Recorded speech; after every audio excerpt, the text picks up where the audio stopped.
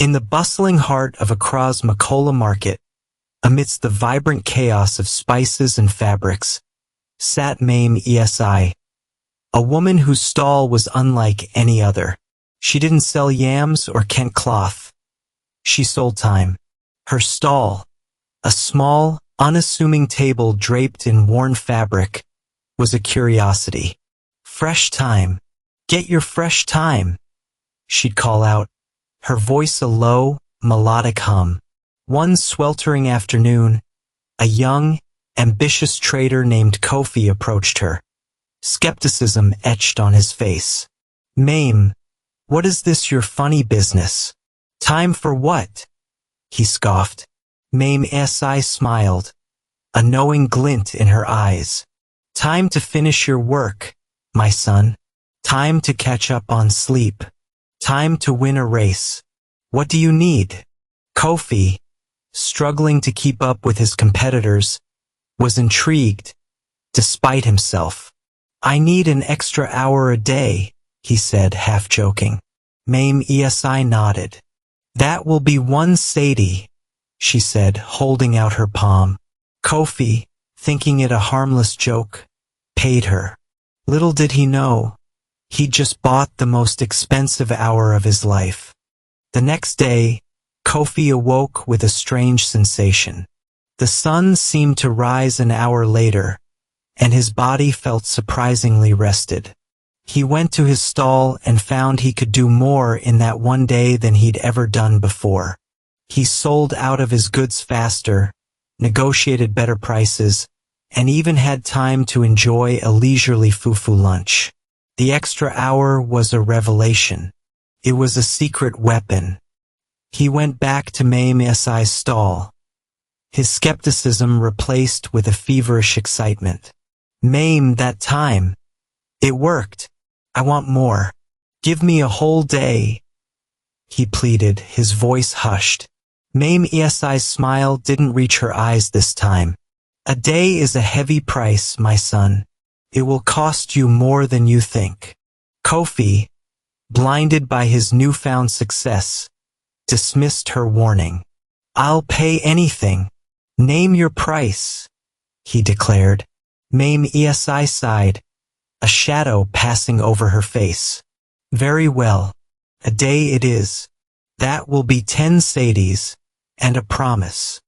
Kofi paid the 10 sadis, his hands trembling with anticipation. "What is the promise?"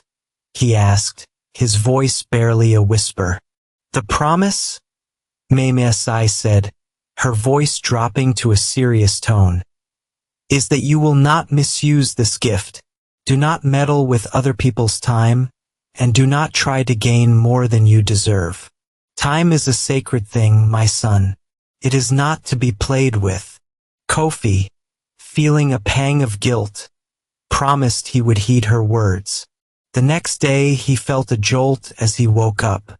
It was as if his entire day was stretched out, a canvas of endless possibilities. He felt powerful, invincible even. He used his extra time to learn his competitors' secrets, to listen in on their conversations, and to undercut their prices. He was no longer just a trader, he was a king of the market. But with every victory, a strange sickness began to creep into his heart. He felt a gnawing emptiness, a deep loneliness that no amount of success could fill. He was winning, but at what cost? Kofi's success grew exponentially.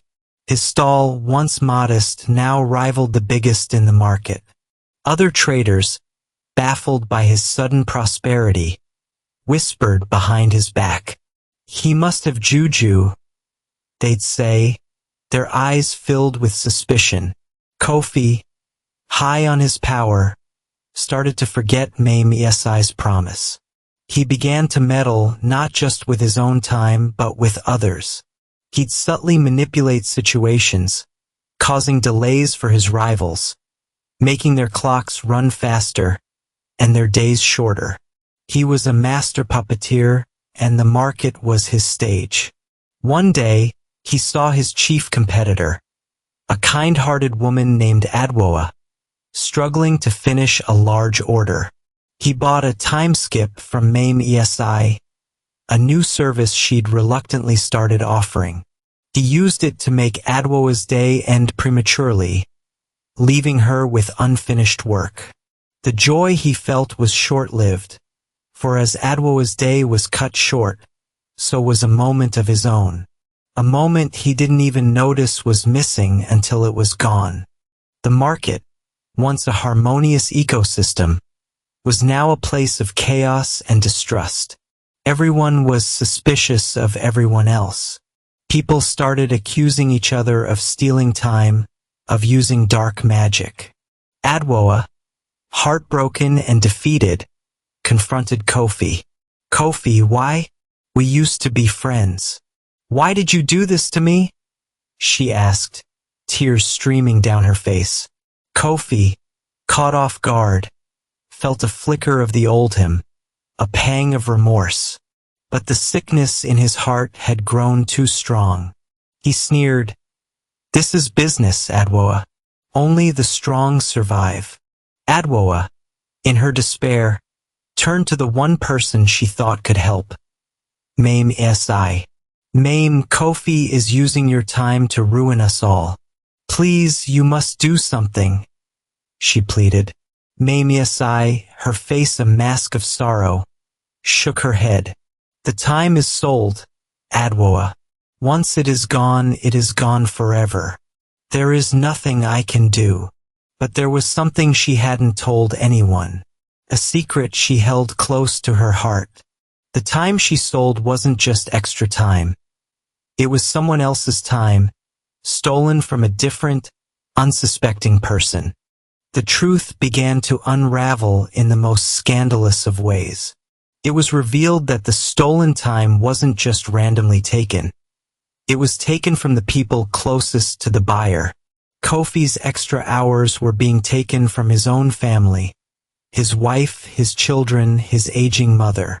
The time he was gaining for his business was time he was losing with his loved ones. He wasn't there for his son's first steps. He was busy counting money. He wasn't there for his wife's birthday. He was busy expanding his territory. The market was a battlefield, but his real loss was at home. He discovered this when his mother, frail and sickly, looked at him one day and said, "Kofi, I feel like I've barely seen you. Where have all the years gone?" Kofi looked at her, and for the first time, he saw the lines on her face, the gray in her hair, and the emptiness in her eyes. The time he had been stealing was his own family's. The scandal sent shockwaves through the market. The other traders, once envious of Kofi, now looked at him with pity and disgust. Adwoa, learning the truth, was heartbroken for him. She realized that his success was built on a foundation of loss. Kofi, now a pariah, went back to Maame Esi, a broken man. "Maame, please, take it back. Take all of it back. I don't want this anymore," he begged, tears streaming down his face. Maame Esi looked at him with a deep sadness. "My son, I warned you. You cannot take back what is gone. The time you stole from them is gone forever. You can only learn from your mistakes." Kofi, in his despair, asked a question that would change everything. "Maame, where did you get this power? How can you sell time?" Maame Esi, her face a mixture of fear and defiance, looked at him and said, "My power is not my own. It belongs to the goddess of time, who resides in the heart of this market." The revelation sent a shiver down Kofi's spine. The goddess of time? In the middle of Makola market? Maame Esi, seeing the shock on his face, decided to reveal the final, scandalous twist. "I am not just a market woman, Kofi. I am the guardian of this market's time. For generations, my family has been entrusted with this sacred duty. But I was not supposed to sell it. I was only supposed to protect it, she confessed, her voice thick with guilt. Then why did you? Kofi asked, his mind reeling. Because I too have lost something. Something I hope to get back by selling time. My husband. Maame Esi confessed, her voice barely a whisper. He was a fool, a gambler. He gambled away our time, our future. I sold time to try and win it back. Kofi looked at her, and for the first time, he saw her not as a mysterious, powerful woman, but as a heartbroken widow, trying to undo a past she couldn't change. The market was in an uproar. The rumors, once whispered, were now shouted from every stall. The goddess of time, a time-selling guardian, a gambler husband. The story was more dramatic and juicier than anyone could have imagined. Kofi, now a pariah, found an unlikely ally in Adwoa. She saw his remorse and his genuine desire to make things right. Together they went back to Maame Esi. Maame, we must tell everyone, Adwoa said firmly. We must tell them the truth, before more people get hurt. Maame Esi, hesitant at first, finally agreed. She gathered the entire market and, with Kofi and Adwoa by her side, she confessed everything. She spoke of the goddess, her family's sacred duty, her husband's gambling, and her desperate attempt to win back her lost time. The market was silent, everyone listening with bated breath. The tears that streamed down her face were not just for her lost husband, but for the lost trust and the lost time of the entire market. The market, once a place of vibrant life and commerce, was now a somber place. The traders, once rivals, were now united in their shared loss. The air was thick with the weight of stolen time, with the unspoken moments and missed opportunities. Maame Esi, no longer a market woman, was now a pariah herself. The market, in a strange act of collective justice, decided to ban her from the market. But they didn't just ban her, they made her a new kind of guardian. Her new duty was to walk the market every day, reminding people of the value of their time. She was to be a living, breathing reminder of their collective mistake. Kofi, in a final act of redemption, gave up his successful business. He started a new one, a small, honest stall, selling traditional Ghanaian crafts. He decided that he would earn his time back, not by stealing it, but by earning it one day at a time. Kofi's new stall, though small, was a beacon of hope in the market. He worked hard, his hands calloused from honest labor. He no longer felt the gnawing emptiness. Instead, he felt a deep sense of peace.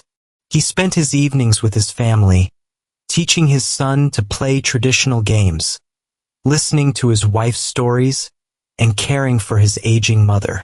He was learning to appreciate the time he had, not the time he wanted.